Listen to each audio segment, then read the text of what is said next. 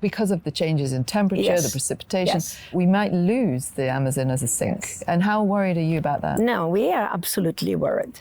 I am absolutely worried because we already moved from being a sink of carbon to being a source. So some papers do mention that.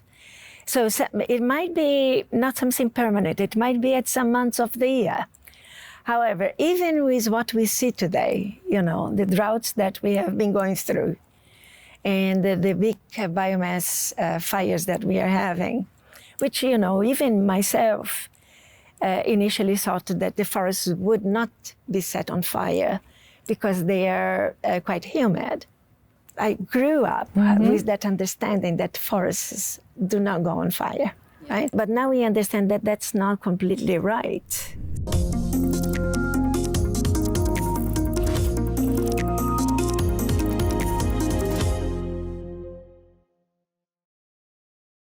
Hello, I'm Bryony Worthington, and this is Cleaning Up. I recently attended a conference on the subject of climate interventions, sometimes referred to as geoengineering. Over 300 people gathered in Cape Town to explore what, if anything, could and should be done to cool the Earth.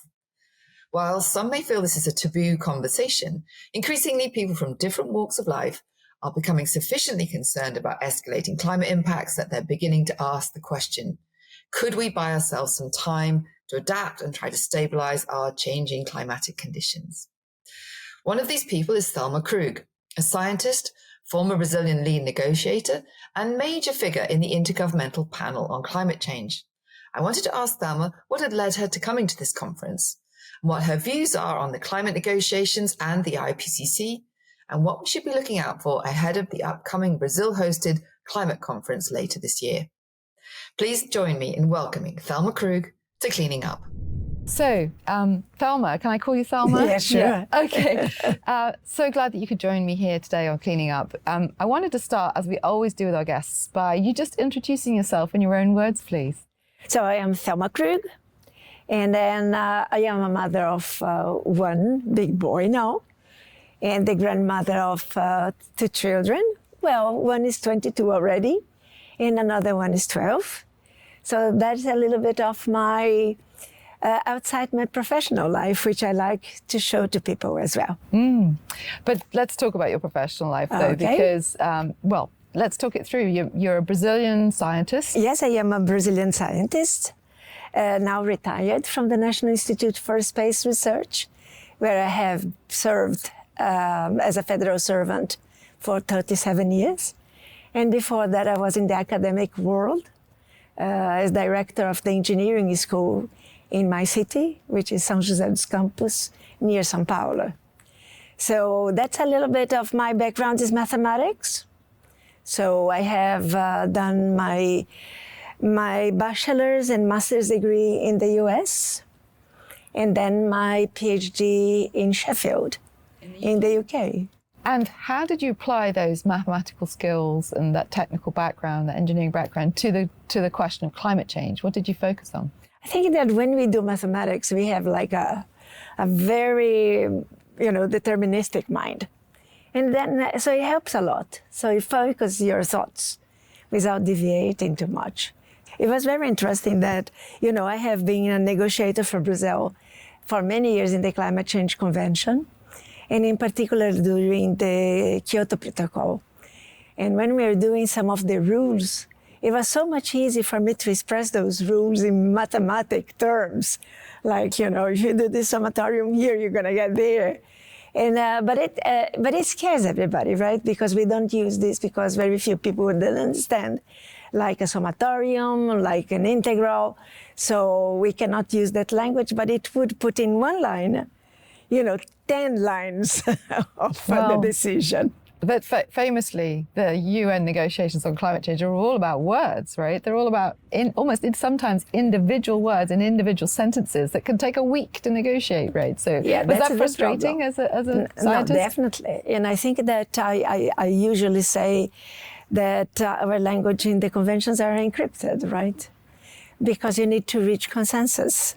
So it's very common that when you finish the negotiation and you have a decision, you have loose wording that might give room to interpretation. And so that's interesting and a little bit, frustrating as well, right? Because I spend weeks working on those, working on the language, and all of a sudden you may have it misinterpreted when you leave and have other people understanding it different from you. Sometimes that ambiguity is deliberate, right? Oh, yes. Yeah. Oh, yes. So just staying on this theme of mathematics, climate can be reduced down to a numbers game, right? There's the concentrations in the atmosphere, there's the implied warming that gives you, and then there's the emissions balances, the budgets, the emissions. And as you say, you were working in Kyoto. That was a very numerical agreement, right? Kind of top-down, limits-based. Yeah, I thought that was one of the advantages of Kyoto. Because at that time, so we had only the developed countries, right? Most of them, and some left afterwards. But anyway, it was in the decision, the level of emission reduction or limitations of greenhouse gases that each country would have. Then it was extremely difficult. And then you had these three flexible mechanisms, one that was highly applied with developing countries as well, the Clean Development Mechanism, which stimulated several projects in Brazil. And so it was nice to see that construction, despite the difficulty to it, if I contrast it with now the Paris Agreement.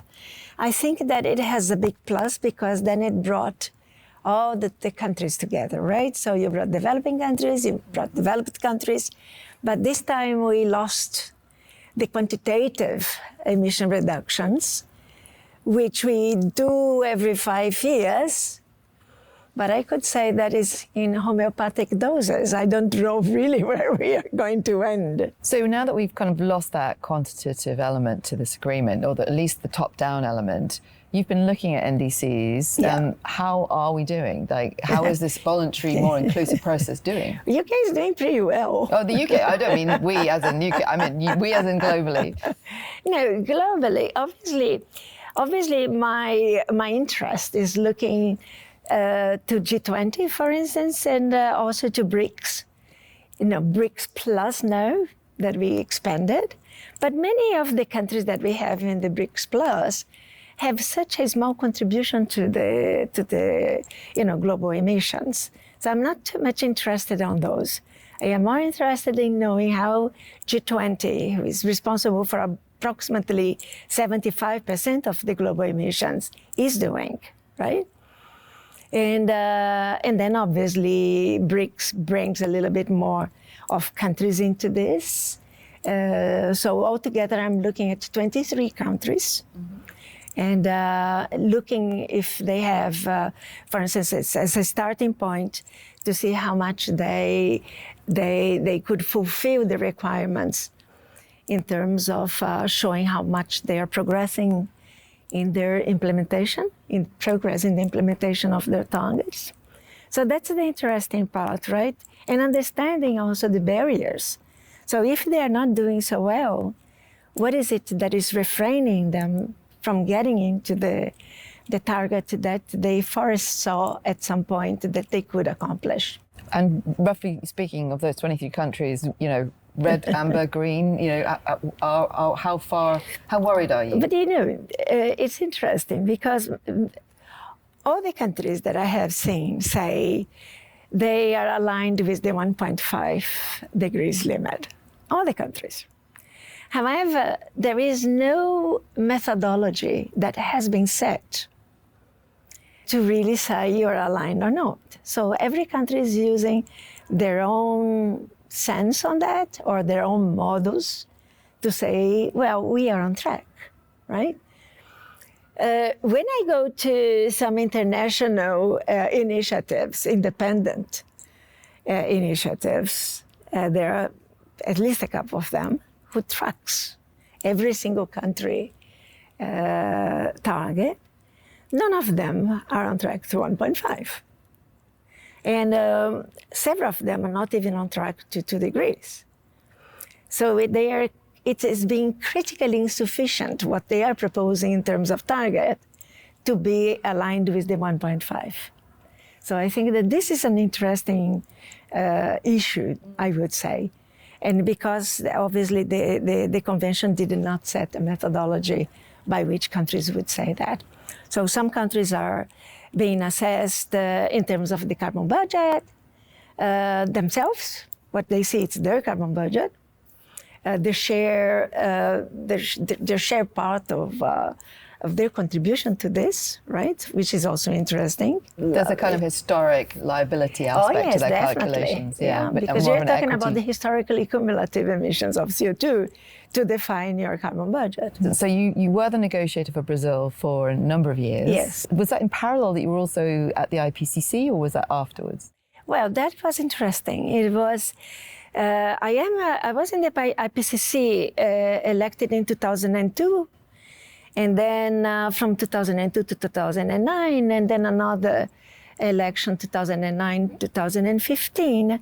And at that time, I was also negotiating for Brazil, representing Brazil in the negotiations. However, when Brazil nominated me for chairmanship of the IPCC, many countries thought that there was a conflict of interest for me to be on the scientific side and also, on the policy side. Although I don't think that is naturally what happens, but many countries felt uncomfortable. And so Brazil agreed that if I were elected vice chair at that occasion, I would not be representing Brazil in the negotiations. So I left. I loved to do it, by the way, because I think it's quite challenging. And I had the opportunity also, when we were discussing Kyoto Protocol, to chair for a couple of years, the rules in particular for the land use component of the Kyoto Protocol. So I have two follow-up questions I'd like to pursue here, but perhaps the first one is, your background is, despite having this mathematical background, you went into probably the most complex part of this equation, Yes. which is the land use and the forestry. So Yes. can you tell me a little bit about your research there, and what did you focus on? As you say, you're quite focused. Yeah. What particular aspect of land use and forestry did you work on? Let's see how this started, right? Because when I came back from my PhD, I started in Brazil, or was designated by the director at that time, to head the remotely sensed group, the people that were using remotely sensed data, satellite imagery, mainly for applications, right? So at that time, we were already doing the official estimates for the deforestation in Brazil, the gross deforestation in Brazil. And so that group was led by me, let's say, being coordinated by me, as well as biomass burning, big fires and so on, which we have been one of the first ones to monitor continuously on an everyday basis for many years ago. So I started to get more related to the land use applications of mathematics in the land use. So we would be coming with the estimates of deforestation, splitting it up by state, looking obviously. It was like several stages on this, because when we started with this, we had the first satellite images from the US. It was Earth-1, but then Landsat-1 it became. And then we didn't have computers. So we would do all the work on a transparent paper that we would have, put on the top of Amazonia. We had more than 200 images over Amazonia. Wow. And that was done. And until we had the computers, it was a great move forwards, because then we could not lose what we have done on paper. So it was all transferred digitally. Took a couple of years to do that. But from that point on, we started to know where deforestation is occurring. We could see the trend of deforestation.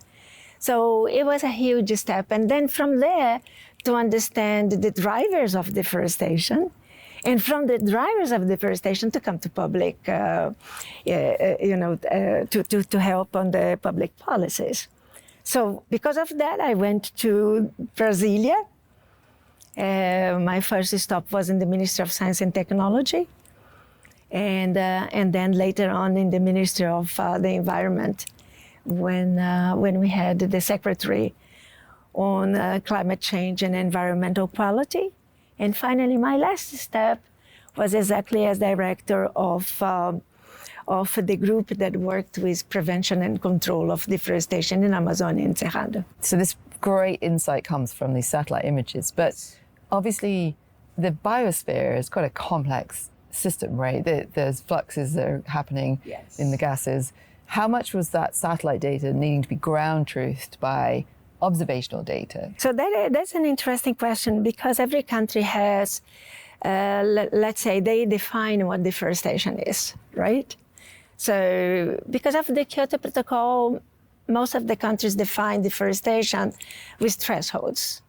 A minimal area of forest, a minimal canopy cover, and a minimum height, right? But that makes it quite complex to do this with satellite imagery. So Brazil, from the very beginning, defined deforestation as clear cut, which means that from one year to another, you see clearly what is gone. So we don't work with thresholds. And because you see that so clearly in the images, you don't have to go and validate this on the ground. So it's a huge step. So we kept this since the beginning of this long-term deforestation project, which is called PRODES, Project on Deforestation, let's say. And then we maintain it consistent until today so that you do not lose the evolution of the deforestation in a consistent manner.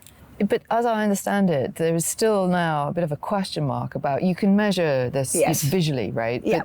But what if the sink is flipping, right? From being a sink to being a potential source? I think that this is something that is coming up now, even with satellites. You had the launch of the biomass satellite, which is going to be quite useful.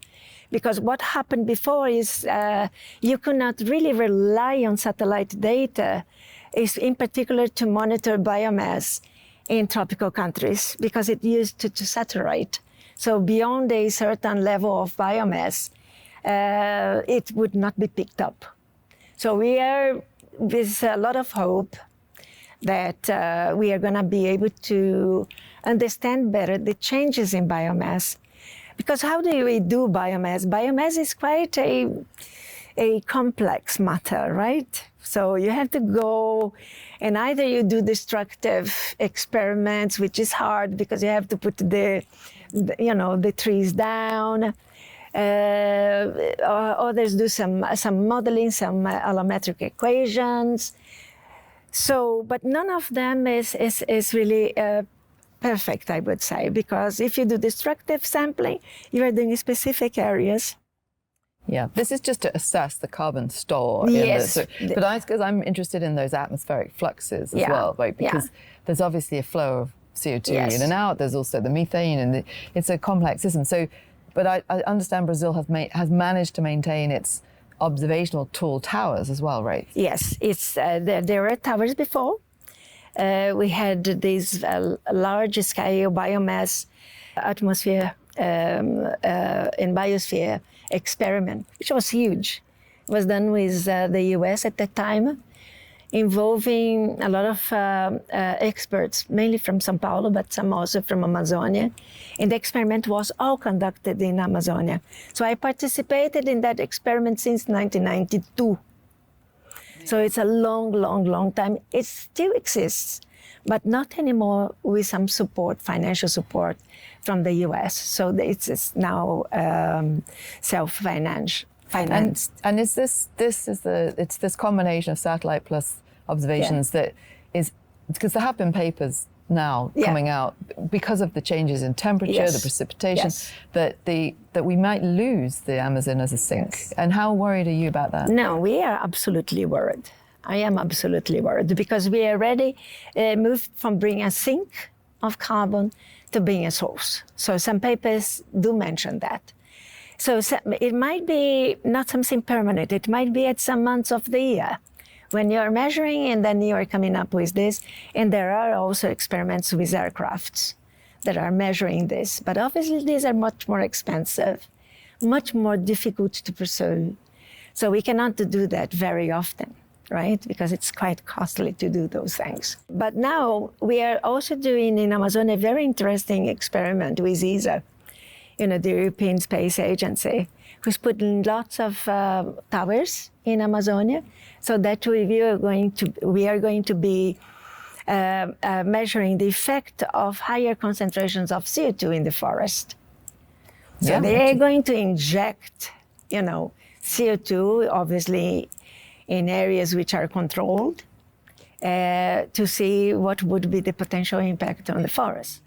However, even with what we see today, the droughts that we have been going through, and the big biomass fires that we are having, which, even myself initially thought that the forests would not be set on fire because they are quite humid, right? So that was always, I grew up with that understanding that forests do not go on fire. But now we understand that that's not completely right. So we do see that happening. I mean, this is something that really caught me and kind of made me very concerned a few years ago, was when I was coming into climate in the late 90s, not long after you were doing your work. But even then, I don't think I had on my list of things to worry about the world's forests burning in my lifetime. Yes. And it was really when the Siberian forest burnt that really I thought, oh my goodness, we're into some sort of event here that feels very happening far faster than perhaps I ever imagined. Mm-hmm. And I wonder, the other thing I think when we think about fire, I mean, we're getting perhaps better as a society at adapting and predicting a little bit, but what I think is not being talked about enough is the permanent loss of forests, because forests and fire go together, generally speaking, in large parts of the world. But the ferocity of the fire is now leading to very dead areas. Like, they will not burn again because they're not regenerating. Mm-hmm. So when we think about the rate of fire, and people might say, oh, the rate of fire is not increasing, but we're not measuring the loss of the forests that now are permanent. I see them in California. Yeah. I know there are parts of Australia where the fires were so ferocious that those are not going to regenerate in any usable time period. That's the interesting thing of using satellite imaging. And then we use, for instance, for the entire Brazil now. We cover the entire Brazil with this monitoring of forests, right? Which makes it very nice, because people would say sometimes, well, we are not deforesting in Amazonia, but you're deforesting, in another biomes. We have 6 biomes in Brazil. So it is nice that we do this annual evaluation, wall to wall. We don't do sampling. There are some initiatives that people say, well, we want to do sampling, but I always thought that when you do wall to wall, you have such more certainty. So your uncertainty is much smaller. There is uncertainty, because there might be errors, but it's much smaller than, in my view. And I shouldn't say that as a mathematician, because I think that if you do a good sampling design, you would minimize your errors, and hence your uncertainty.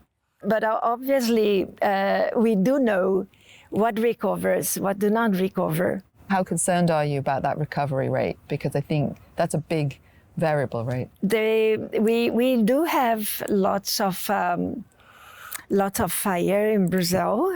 It is interesting to see that this year, because of some adaptation measures that Brazil is taking, we have reduced enormously. I don't know if it's going to prevail in the entire year. It's just January, February, and March, where it has been reduced enormously. But the peak of the fires in Brazil is normally July, August, September. And so I'm really looking forward to see if the policies that Brazil is putting in place is going to potentially start to work. It's hard to talk about adaptation, right? In large areas. The Amazonia is 60% basically of our territory. It's huge. It's nice that COP30 is going to be there, because people are going to fly over a sea of forest and see the difficulties, intrinsic difficulties that you have to monitor these things. So we do monitor secondary vegetation.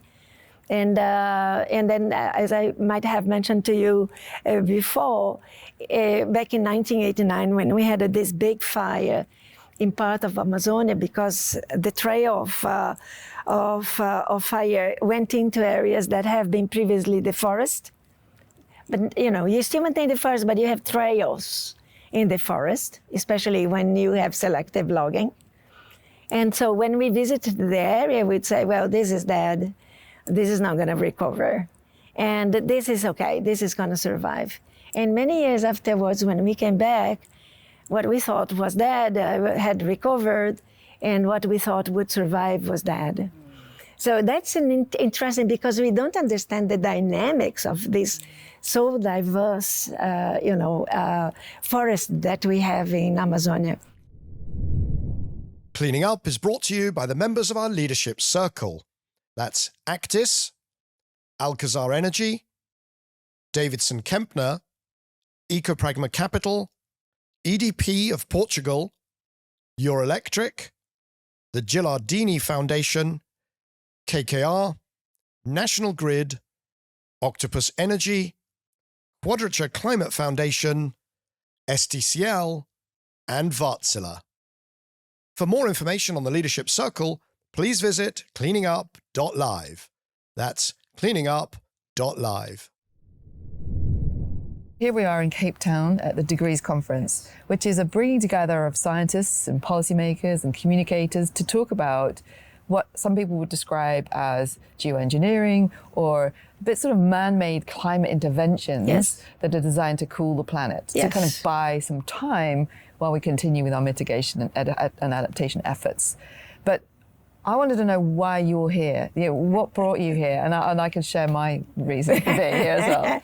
Maybe you want to know why I started, being interested in SRM. Yeah, so we're calling it sun reflective methods now, or is it used to be known as stratospheric aerosol injection or solar radiation? Yeah, stratospheric aerosol injection is just one of the measures that you have under this, what I call portfolio of measures, right? So you have the marine cloud brightening, you have changes in albedo. So you do have a package, let's say, each one with its own issues, right?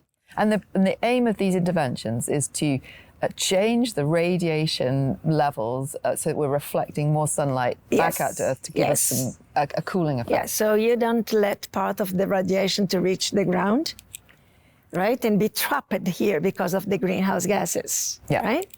Everybody is scared when you say stratospheric aerosol injection to block part of the radiation, because you say you are interfering with nature, right? We always, so what are the implications of this interference, even if it's in small scale? And obviously this was the measure that was mostly studied because of this analogy with large volcano eruptions. Right? Because when you have large volcano eruptions, you have all these aerosols, sulfates going up.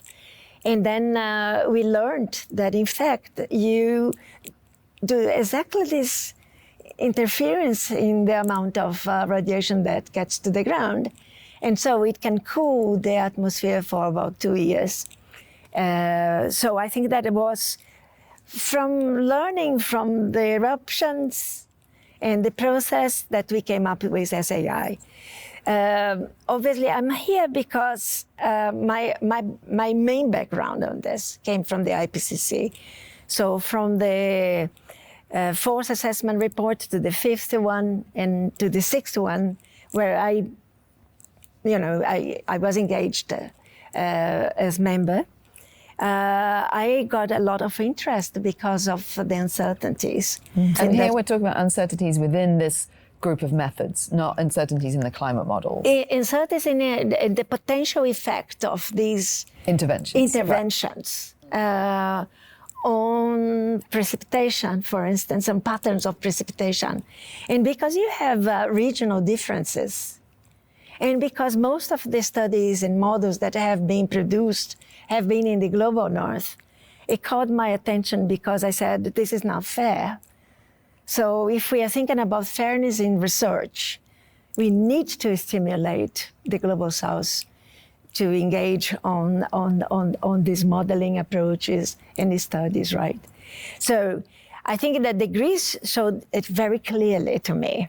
So for the Latin America, where we had only one example, Ines from Argentina, who was carrying out some research on SRM, now we had 11 studies, 11 projects only in Latin America, right? And what to say in Asia, in Africa.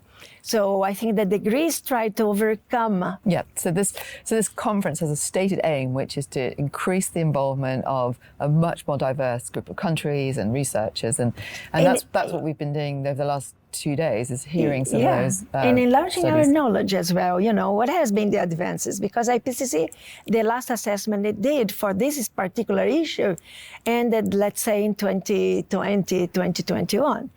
And that there is a huge amount of literature on this issue. So keeping up with it was something that I could get from here, you know, some new presentations.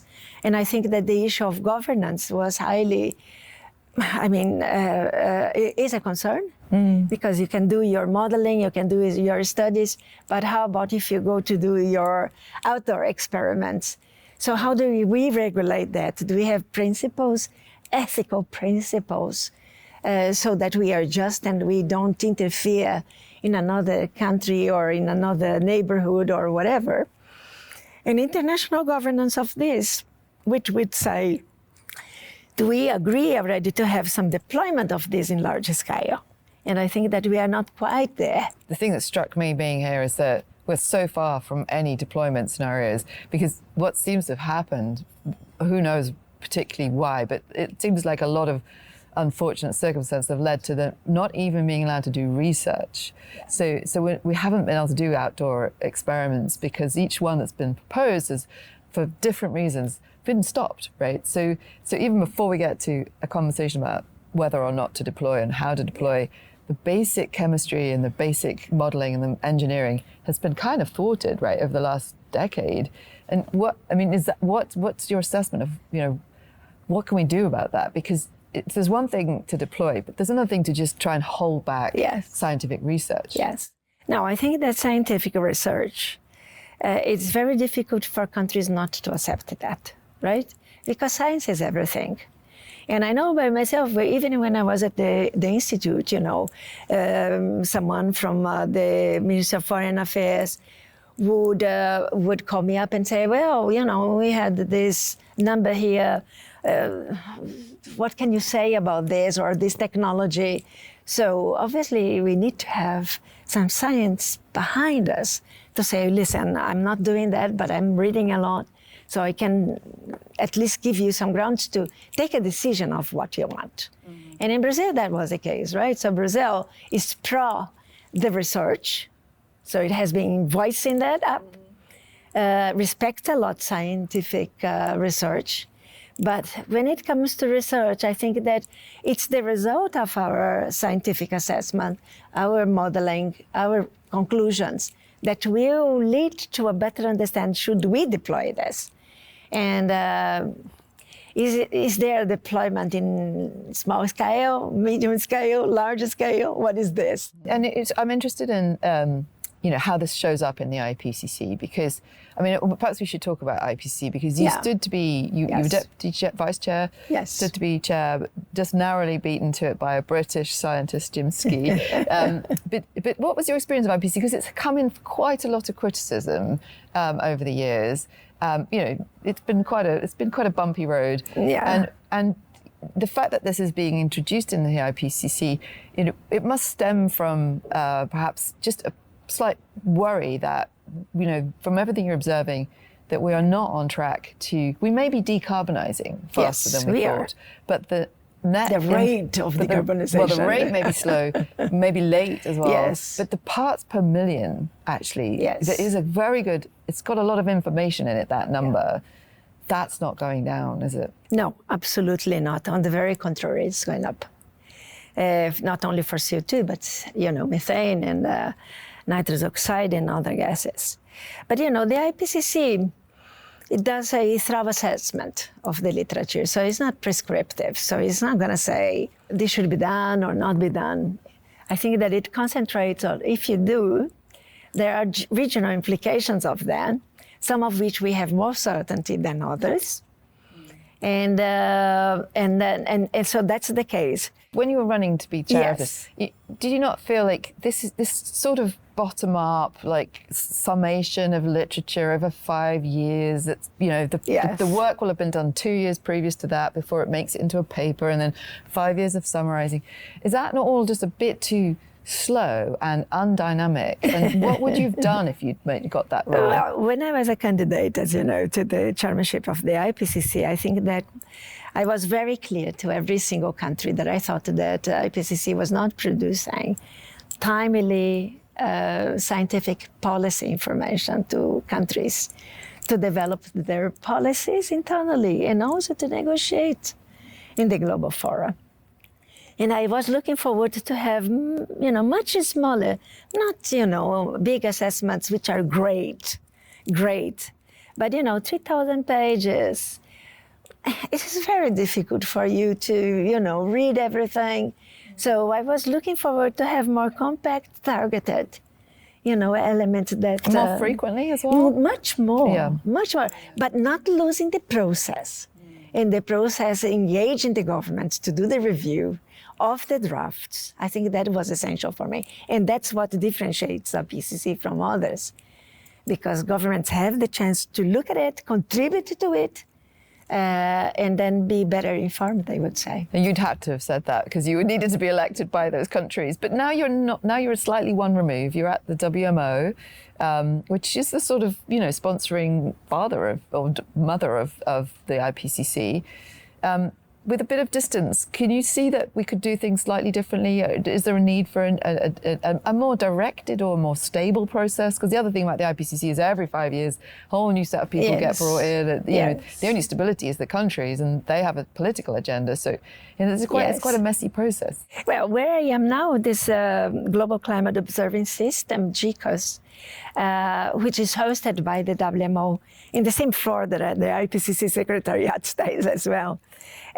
So it doesn't do research on its own, but it is more concerned about the observations that are needed, in particular to feed into the models to validate some, for instance, some satellite imagery you need to validate, so you need data for that. So every 4 or 5 years, we do an assessment of gaps in data, in observations, that could improve the modeling. And So much more top-down directed. Oh, it is. Yeah, It's yeah. not as complicated as the IPCC, I would Well, say. I'm glad that you're there because it needs these people with that history and that knowledge to be able to.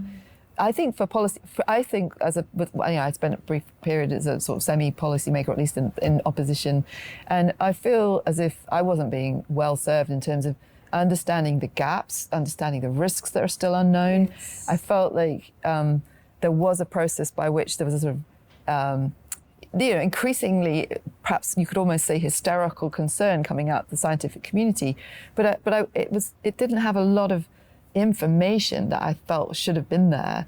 And I'm thinking, you know, at one point we used to use parts per million as our metric of success, and then we shifted to this much harder to get your head around 1.52 degree framing, which I think is a loss of information. It's like a less information-rich number, because it's a global average, and the parts per million is way more of a certain number, and it also changes in a more dynamic way. We see annual, you know, increments being added to that, and I feel like we somehow we're losing in terms of the right metrics that communicate to policymakers. How risky is it today? I think that things go in a sequence. Like, for instance, there is almost a direct role between the emissions, the concentrations, and the temperature, right? So this is why in the IPCC we go from one to another, into another, looking at the impact of concentrations in the temperature, right?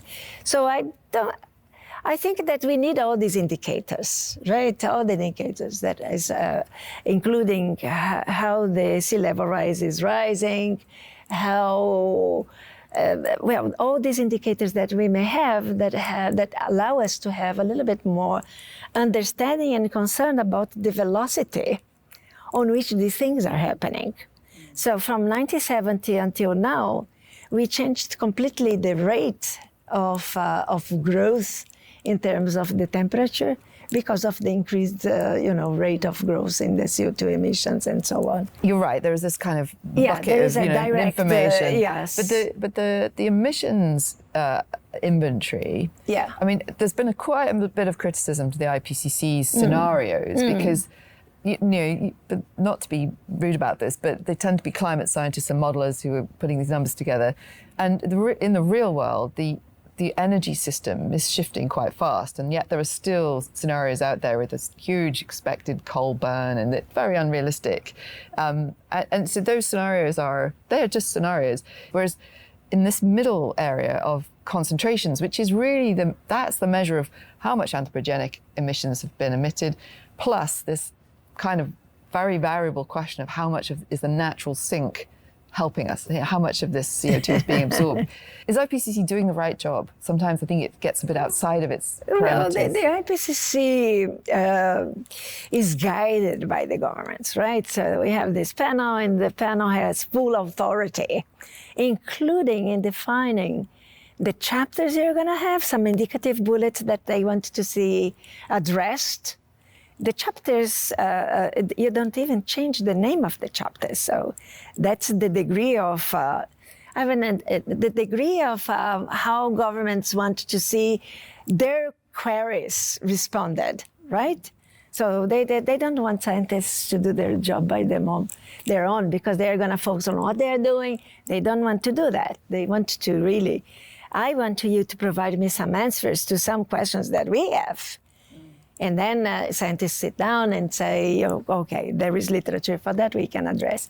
However, we are highly dependent on what is published. And this is why I also said that, during my candidacy, that, the IPCC reports are somehow biased because most of the literature comes from the global north. And then I was really pointing the fingers to the focal points that from every country that do not contribute for us to do a more thoroughly, assessment of the literature in the country. Not necessarily published. They can run and get some publications that we call gray literature and improve in bringing some contributions from the South, right? I think that in some areas, even in the scenarios, IPCC from one cycle to another, it improves a lot. Well, I suppose this is it. It's responsive to the criticisms, right? And from what is also progressing in terms of the modeling community, which we rely upon, right? So we don't do anything, but we rely on their models, right? Not one model. No, many models. Many models. But so look, we're running out of time, sadly, because I think we just barely touched the surface of all the things that you've worked on, including this fascinating, watching the arrival of the technologies that enable us to monitor more effectively. Then through your time as a negotiator, as a Brazilian negotiator. I should, just before we leave, I would like to just touch on Belém. You mentioned the COP will be in Brazil. Yes. I was always, when I was involved in negotiations, I was always told, watch out for the Brazilian negotiators. They are amazing. They're brilliant at what they do. So what can we look forward to from the COP being hosted in Brazil? Yeah, COP was to have been in Brazil some years ago, when Bolsonaro took the power, then he immediately canceled. And then we didn't have too much success. It was Chile, and then we have to go to Madrid, right? So it was quite a mess. Yeah. Which now I think that we are on track to have the COP in Belém.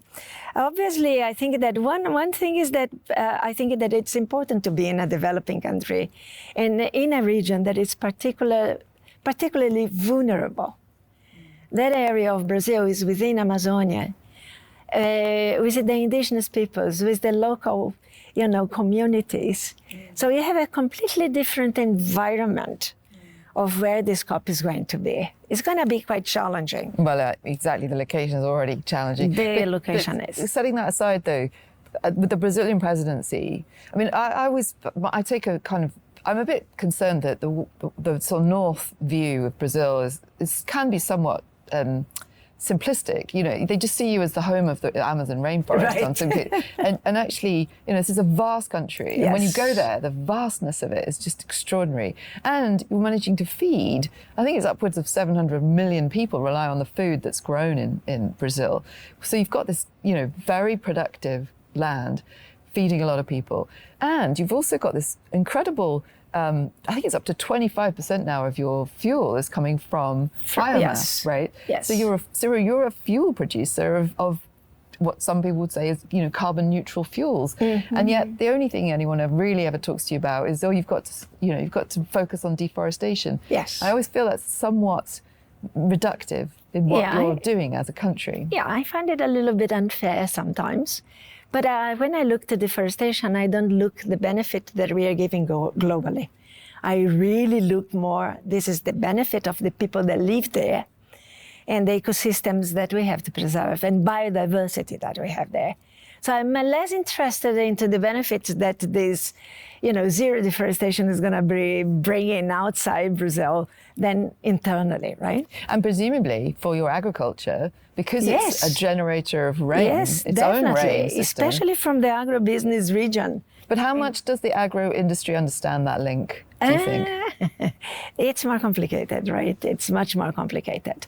We are trying very hard to bring the message, especially because all the models of the IPCC, everything that I have seen, including here in a presentation from our friend from Chile, I think, that if you implement SAI and if you don't implement SAI, that agribusiness would be affected. Less if you do SAI, but that region is particularly and because it's vulnerable. And it's feeding so many people. Yes. It's hard to imagine yes. how many people are dependent on They that. are thinking on adaptation, obviously, that they are thinking already. So the crop species and so on, that is more resilient. But it would be good if they were also thinking, let's also save the rainforest. Yeah. No. But I don't. I think that the agriculture in Amazonia is less. It's more really the cattle ranching that we have there. Not so much of the crops. We have a very small period that you go first with the cattle and then a little bit of the agriculture, and then you leave that area to recover for 5 years, right? So it's an interesting dynamics that we have in Amazonia.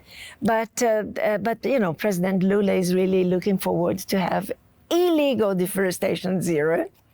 If we think that illegal is 90% of the deforestation in Brazil, that is going to be quite a challenge. But what if he just makes it legal to deforest for, say, oil and gas exploration? There'd be the meeting of that illegal is a function of what you allow to happen. What I'd be looking for in a conversation coming out of Brazil right now is what's geographically and socially unique to Brazil that you could offer to the rest of the world? And it seems to me one thing is getting the balance right of where your energy sources can come from. Yeah. And we've spoken about oil and gas in the Amazon. Can that be outlawed? And does that then mean you do have to allow it offshore? Yes. There's a difficult balance there, right?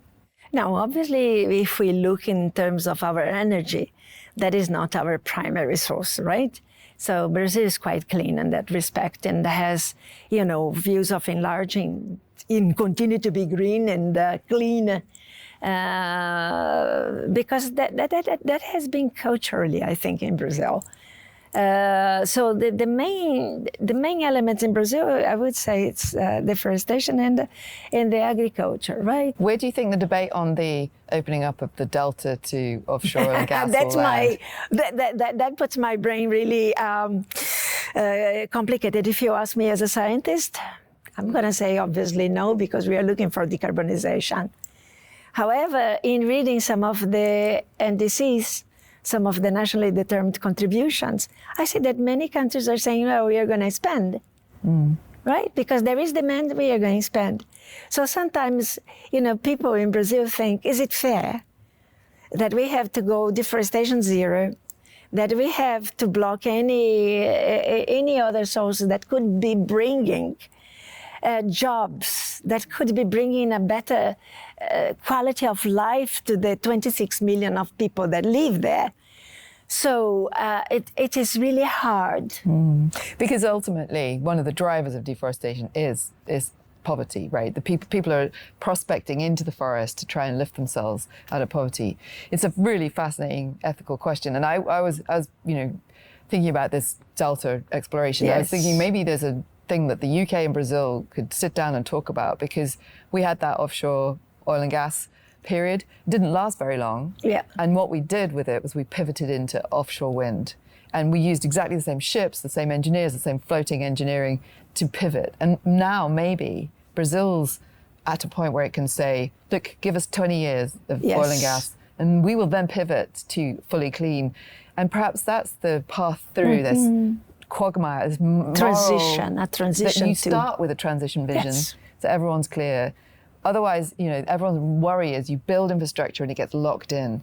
But some of this oil and gas infrastructure is can be transitioned to other sources of energy. So, and similarly, just to end perhaps on this, the thing that I think is going to happen in this COP, perhaps because of US withdrawing, you're going to see a lot more south-to-south conversations happening. And I've been thinking about the rise of electrification of vehicles, driven by now the South, what we used to consider the South, but China. Yeah, really. China especially, yes. So in theory, if China and Brazil collaborate on basically decarbonizing transport, you release all of this all this ethanol, this 25% of your fuel that's currently coming from biomass, from sugarcane. Yes. What do you then do with that sugarcane that could help displace fossil fuel demand? And maybe one thing is aviation fuel or shipping fuel. Definitely. And that would be a unique contribution from Brazil, right? Yeah, we have been running some aircrafts in biofuels, and which is novel. Just the other day, the pilot saying, well, you don't know, but we are running in ethanol. Oh, actually in the plane, running on Brazilian, but it was fine, right? No, but Embraer is doing a lot of investments into doing this. Embraer.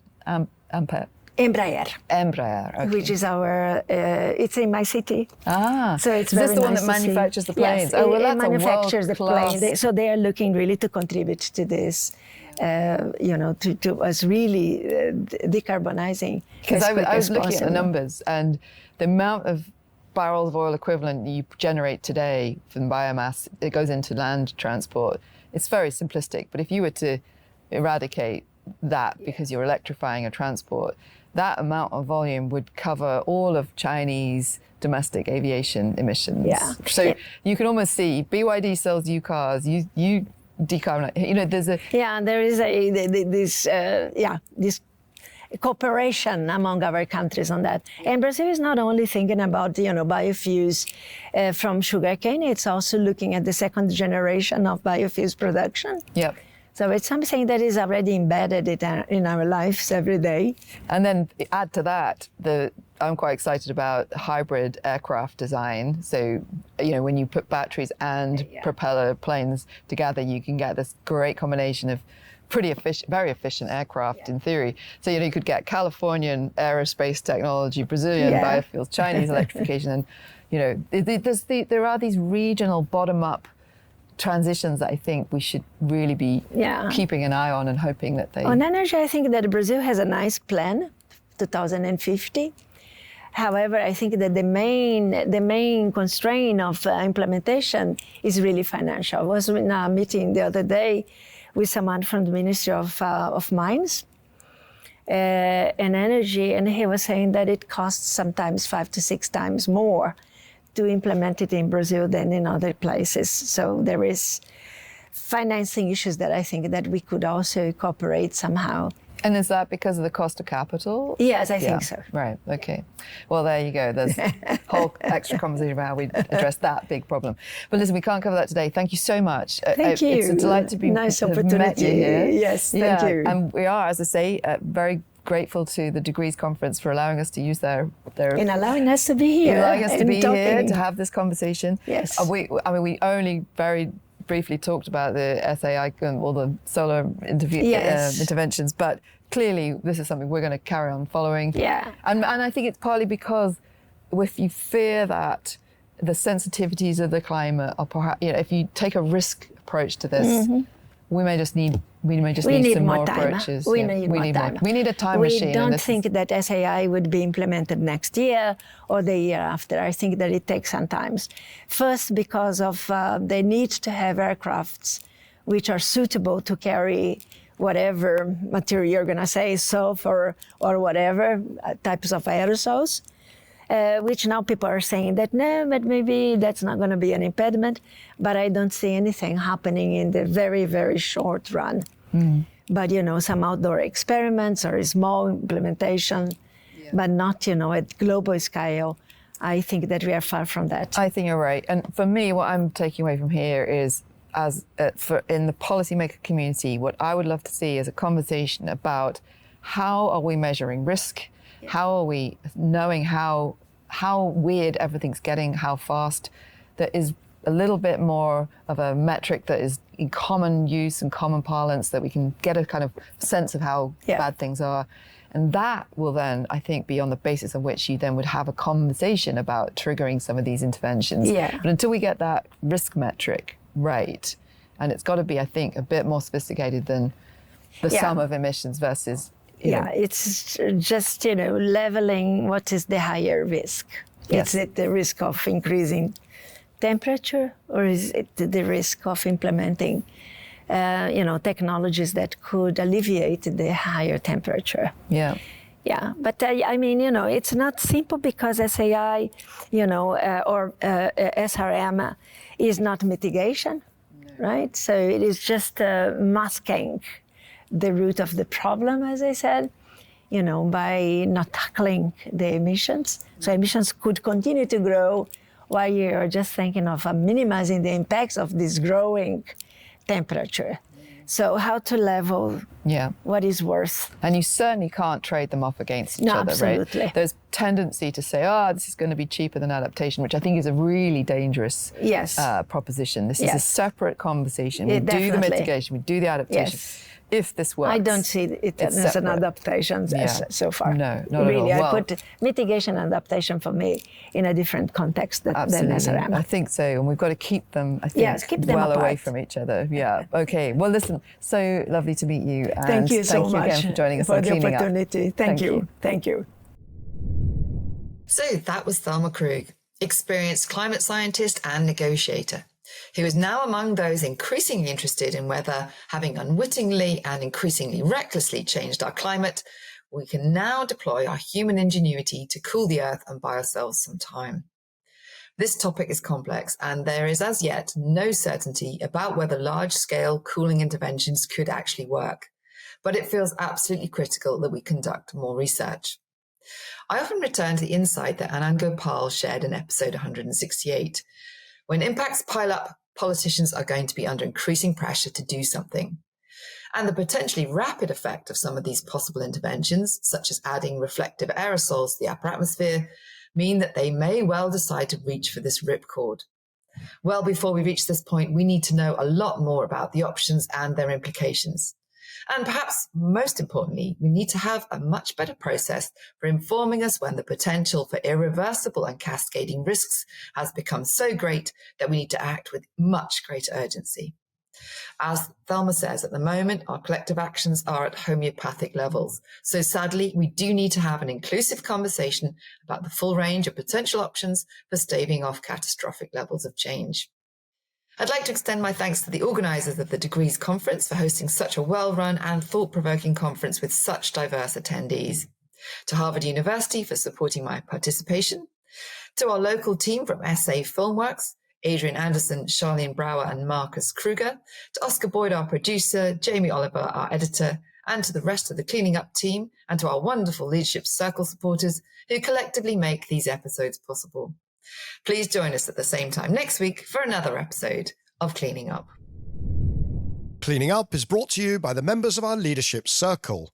That's Actis, Alcazar Energy, Davidson Kempner, Ecopragma Capital, EDP of Portugal, Euroelectric, the Gilardini Foundation, KKR, National Grid, Octopus Energy, Quadrature Climate Foundation, STCL, and Wärtsilä. For more information on the Leadership Circle, please visit cleaningup.live. That's cleaningup.live.